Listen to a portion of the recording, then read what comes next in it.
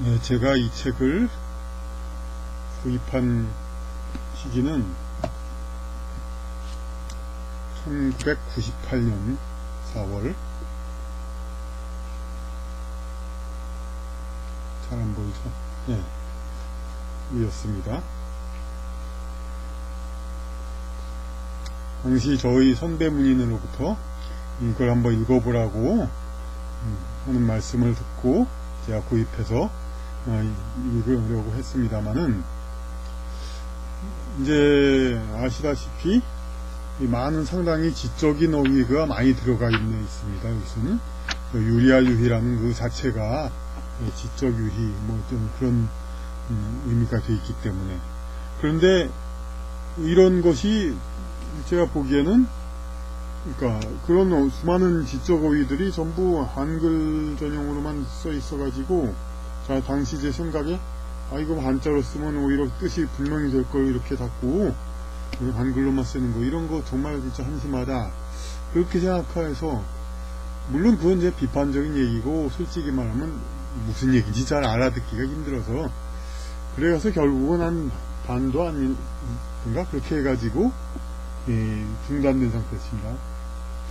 이후에 그 전후에도 헤세의 여러 작품들이 많이 물론 봤죠. 지와 사랑, 뭐 그런 개미아니야 뭐 얘기할 것도 없고, 그런 이제 많은 작품, 피터 카멘친트로 봤었고 했습니다만은, 이 책은 그대로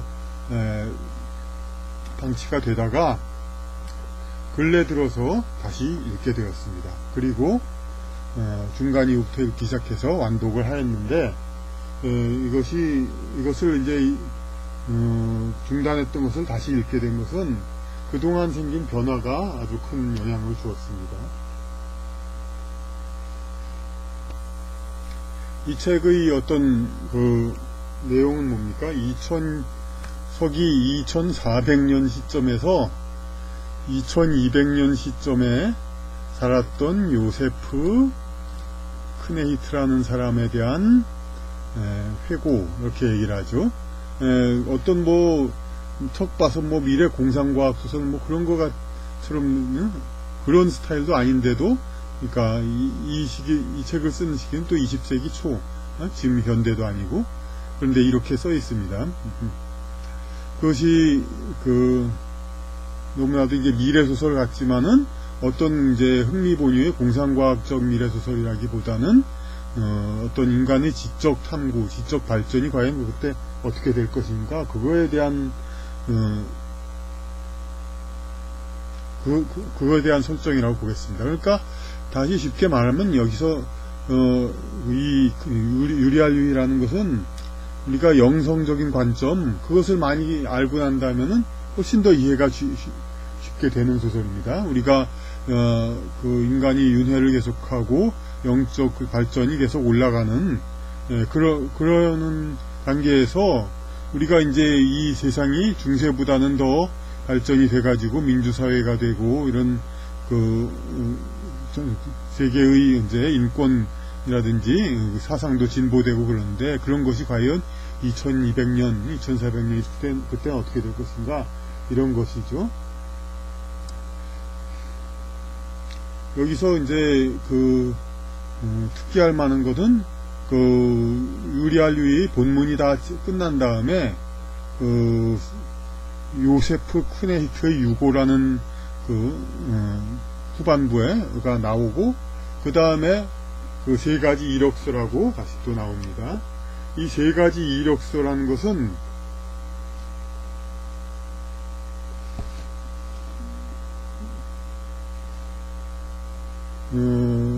요세프 크네히트가 카스틸렌, 거기서 이제 거기의 연구생으로 있으면서 제출하는, 이제 매년 제출하는 리포트와 같은 거고, 어찌 보면 이력서라는 뜻을 보면 입학시험, 계속해서 보는 입학시험이라고도 볼 수 있죠. 근데 이 세 가지 이력서는 어떤 얘기냐면은, 세 가지 이력서를 다 읽어보면 한 사람의 일생에 관한 이야기입니다. 한 사람의 일생에 관한 이야기인데, 전부가 이제 어떤 상당히 어떤 영성적인 추구를 하는 그러한 수도사라든지 그런 깨달음이 많은 그런 삶을 나타내고 있습니다. 그러니까 카스틸리안이라는 데에 입학하는데, 그 입학하고 연구를 계속할 자격을 얻기 위해서 3가지 이력서를 여기다 제출하는 겁니다. 근데 이 3가지 이력서를 제출하는데, 그것이 어떤 의미를 갖느냐는, 마치 지금 현실 세계에서 어느 직장이라든지 공무원 그런데 취직 등용이 됩니다. 그러면은 이 사람의 프로필, 과거 무엇을 했나, 어떤 성과를 거뒀나, 이런 거에 대한 프로필이 있죠. 그게 이력서죠. 그 이력서라든지 여러 경력을 봐가지고 이 사람을 임용하죠. 이것은 뭡니까? 현생의 일들이죠. 현생의 한 인간의 일생 중에서 현생에서 이루어낸 것을 보고 그 사람의 경력을 참고 삼아서 이런 이제 남들에게 책임 있는 공직이라든지 높은 지위에 등용을 하게 되죠. 근데 여기서 2200년에 유럽의 중심이 되는 정신적인 모든 탐구의 중심이 되는 카스틸리엔에 거기에 이제 들어갈 수 있는 자격, 그리고 이렇게 연구를 계속할 수 있는 자격은 어떤 것이 되느냐? 마치 이것은 제가 쓴 이제 책에서 인간의 지상의 삶은 영성 진화 과정의 축소판이라는 것처럼 여기서 이제 이것이 지상의 한 삶이라면 이것은 이 카스틸리엔의 자격이 되는 거는 그러니까 영성적인 수련이 충분히 높은 사람이어야 됩니다. 뭐 흔한 얘기로는 올드 소울이어야 되죠. 그러니까 여기서 책임 있는 공직을 하려면 경력이 충분히 높아야 하듯이 여기서 이력서에서 자기 수련을 한 전생이 얼마나 충분히 있느냐, 이것이 바로 이 카스틸리엔에 입학할 수 있는 자격이 주어진다고 보죠. 그리고 연구를 계속할 수 있는 자격. 그러니까 그 자격을 얻기 위해서 요셉 크네이트는 매년 이렇게 이력서를 제출했고, 그 이력서의 제출 내용이 나는 전생에 이런 영적 성장 단련이 되는 그러한 생을 겪었다, 이런 얘기를 하는 증명서, 그런 전생 이력서를 내는 것입니다. 그것이 이제 유리알유리에서의 3가지 이력서들입니다. 그러면은 여기서 그럼 당초에 제가 이제 열독 독서를 포기했고 또 많은 다른 분들도 비슷한 생각을 가진 분도 많았을 난해한 개념 유리알유리란 도대체 무엇인가, 그것을 우리가 한번 또 생각을 해보겠습니다.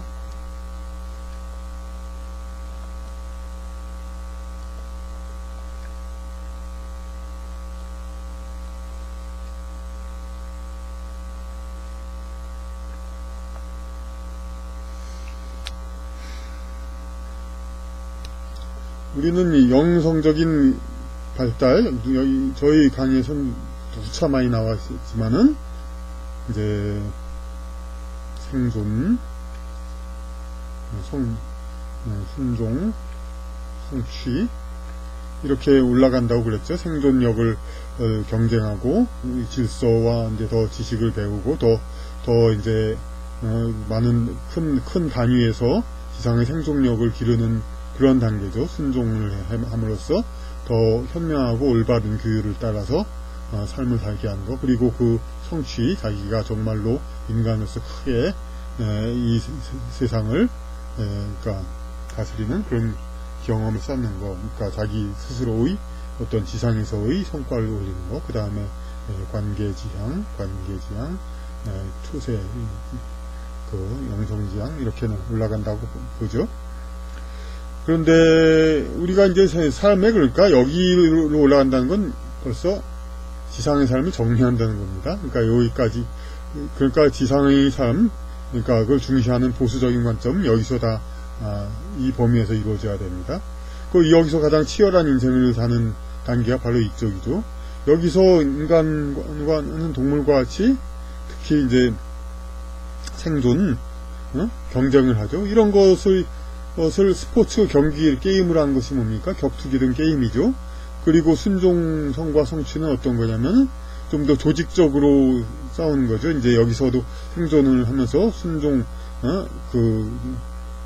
구성원들은 경기 전쟁의 구성원들은 순종하고 그럼으로써 큰 힘으로써 상대방을 이기고 순종하는 집단을 리드하고 이끌면서 더 크게 성취해서 자기가 속한 공동체, 집단, 민족, 국가를 이 세상에서 승리하게 만들죠. 이것이 바로 이 단계인데, 이러한 이제 중요한 요 세 단계들이 있는데, 인간 삶에서 요 단계를 우리는 이제 실생활에서 겪지만, 그야말로 한 사람의 일생에서 이런 거를 총괄적으로 참 개념 있게 다 배우고 그러기엔 참 쉽지가 않죠. 이런 거를 겪는 게 뭡니까? 이런 것을 근데 총체적으로 겪어하는 그러한 이제 방식이 있죠. 아까 생존력을 경쟁은 이제 격투기 같은 거, 실제로 진짜 싸우고 죽이진 않는다 하더라도 격투기를 함으로써 이렇게 이기지만은 단체 경기가 있죠. 뭐 여러 경기가 있지만 가장 인기 있고 또 가장 상징성이 큰 축구 같은 걸 보면은 이제 상대편 진영에 이제 가가지고 이렇게 여기다가 기술을 꽂음으로써 골을 집어넣음으로써 승리하게 되죠. 화살을 꽂거나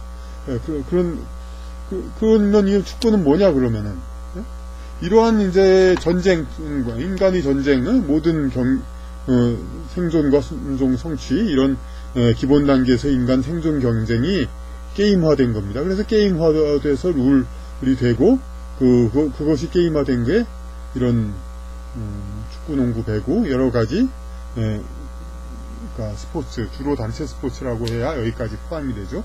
개인 스포츠는 이제 여기 정도에서 그치게 되지만, 그러니까 개인은 개인의 생존만 생각하면 이 생존 단계에서도 충분하죠. 그런데 단체 경기나가는 이런 순종과 성취 단계까지 포함한 이 모든 개념을 포괄한 그것이 이제 집단 단체 경기 스포츠입니다. 축구와 같은. 그래서 축구가 이러한 요 단계의 이런 인간 삶을 집약한 게임이죠. 유희이죠. 그럼 뭐냐면, 그런데 요 성취 이상의 관계들이 있죠. 예술, 문학, 그런 것들이 여기서 많이 인간의 그러니까 존재를 실현하는 그러한 가치들이 있죠. 예술, 문학, 각종 수련 이런 것. 이런 것들이 있는데 이것은 전부 실행 단계에서 다 있죠. 여기 실행 단계에서만 있고. 그런데 이런 것에 대해서 만약 종합화해가지고 마치 이런 인간 세상의 많은 경쟁과 투쟁과 경쟁 모든 것을 이렇게 게임함으로 상징화한 것이 있듯이 인간 단계의 예술, 창조, 문학 이런 것들을 어떤 상위 차원의 그러한 모든 행위를 그러니까 개념화해가지고 그것을 종합 개념화해서 게임화한 거, 그것을 말하자면 유리아유희라고 볼 수가 있는 겁니다.